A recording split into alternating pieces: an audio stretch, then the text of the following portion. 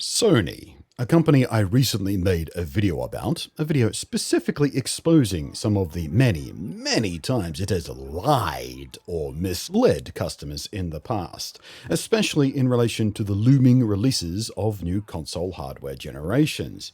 I made this video to try and cut through some of the BS and fake hype that was out there around the PS5 and how you should go in with a large grain of salt ready to throw over your shoulder, or whatever the cliche is for that. Point was basically, don't take Sony at their word. They have a long history of being less than complete with the truth. And as if just wanting to make my point for me, Sony have just lied again.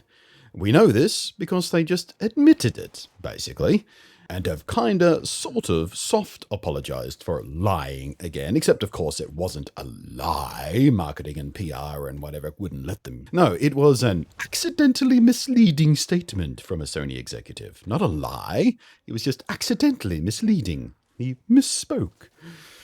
And the only reason they're bothering to make a correction at all instead of leaving it lying there is because their own game developers had to come out to correct them because it was hurting marketing around a pretty big deal game. So they had to pop out and tell customers that Sony were full of filthy lie poops coming from their filthy lie poopy mouths. In the softest language possible, of course, as Sony are well known for being a bit bitter and blackballing people who embarrass them publicly.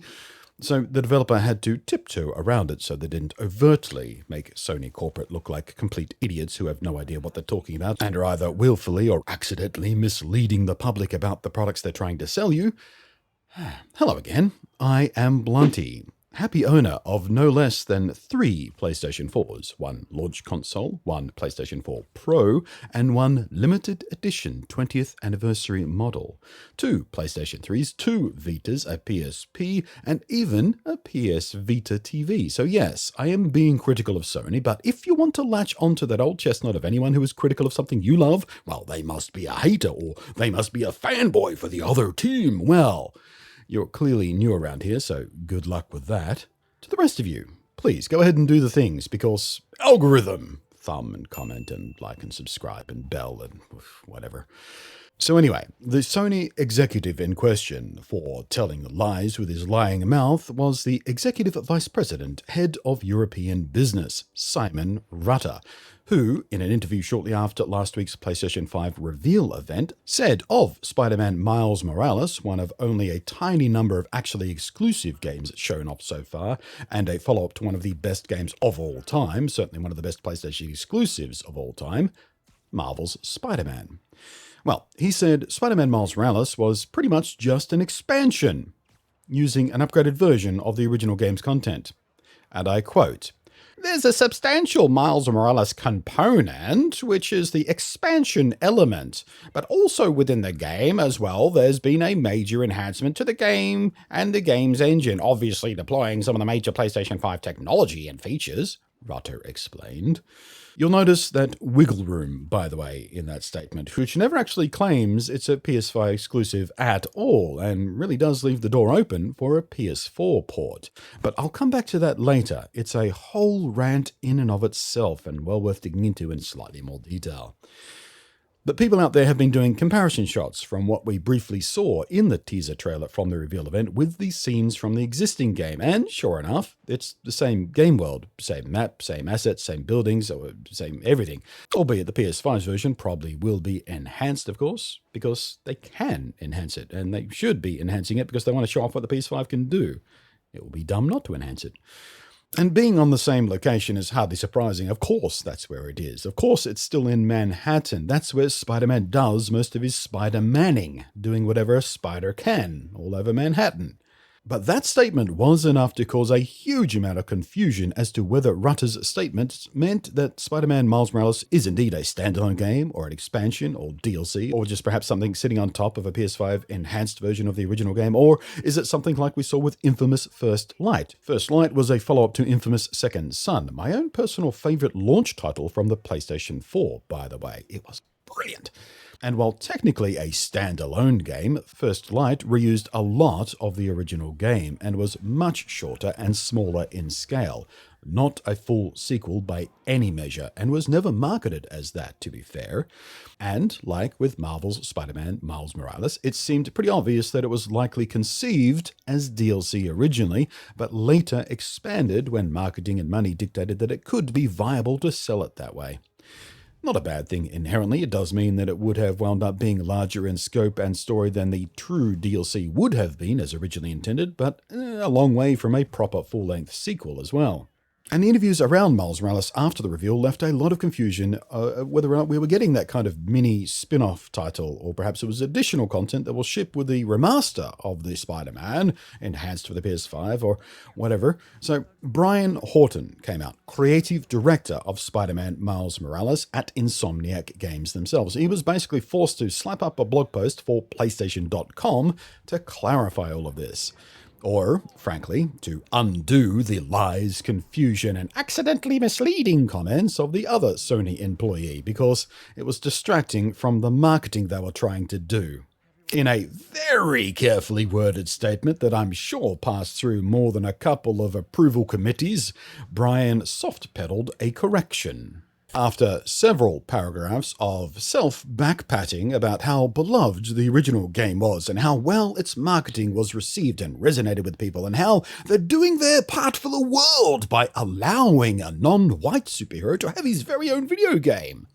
He goes on to assure us that you'll experience a full story arc with Miles, one that's more akin to a game like Uncharted: The Lost Legacy in terms of overall scope. Now, Lost Legacy was a standalone expansion to Uncharted 4.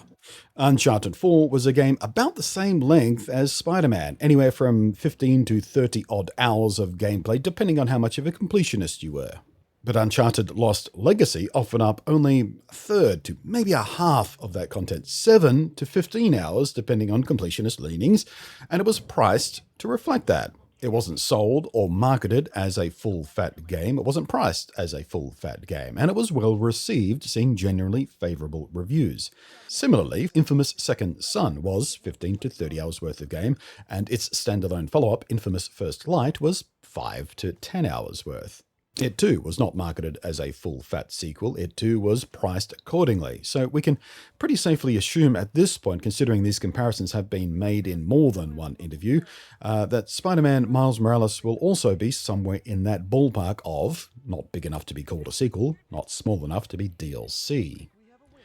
Spider-Man Miles Morales will very likely have 5 to 15 hours worth of actual content, and when I say content, consider that we're probably getting maybe 4 hours worth of actual core story playtime. The rest will be made up with side quests and collectathons and challenge events and secret hunting and all that kind of stuff. All the kind of stuff that's filled out the original game and, literally every other game anywhere close to this genre of open-world action-adventure game.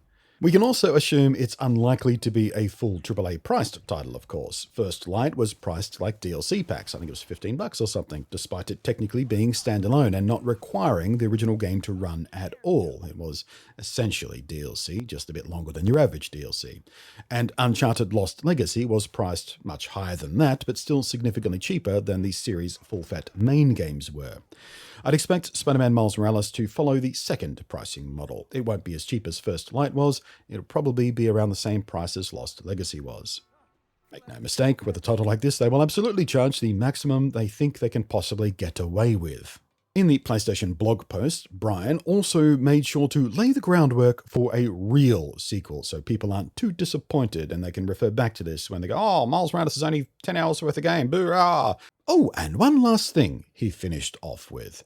Many of you fans have wondered if Peter Parker is okay. Don't worry, we'll still have much of Peter's story left to tell, but this game is all about Miles. Translated from PR and marketing approved speak, what he just said was, yes, we're working on a full-sized sequel to Spider-Man. Of course we are. It sold ridiculously well. It's one of our best games ever. Of course we're making a Spider-Man 2. But we don't want to talk about that yet because it'll overshadow the marketing push for this mini-game that we've been ordered to rush out because Sony needs the PS5 to have strong marketing-friendly system-exclusive IPs like Spider-Man to help it catch attention on launch day and in all the marketing leading up to launch day. Now, the end of this video was going to spin into a deconstruction of if this game even is really important to the PS5 launch at all, but I just pasted that whole portion of the script into a new document, because it was already becoming a much larger portion of this video than I had originally planned. And if you missed what I just did there, then you're really going to enjoy paying $45 for a game that was planned as $15 DLC. Thanks for watching. I am Blunty. Thanks as always to the glorious patrons scrolling up there in the little mini window up above me there. Well, actually not me, because I'm not on camera for this video, but you know what I mean. I appreciate you all. Thank you much for going above and beyond. To the rest of you, I hope you did the thing with the thumbs and the subscribe and all the comments and whatnot. Thank you for watching. I am Blunty, and I will catch you next time.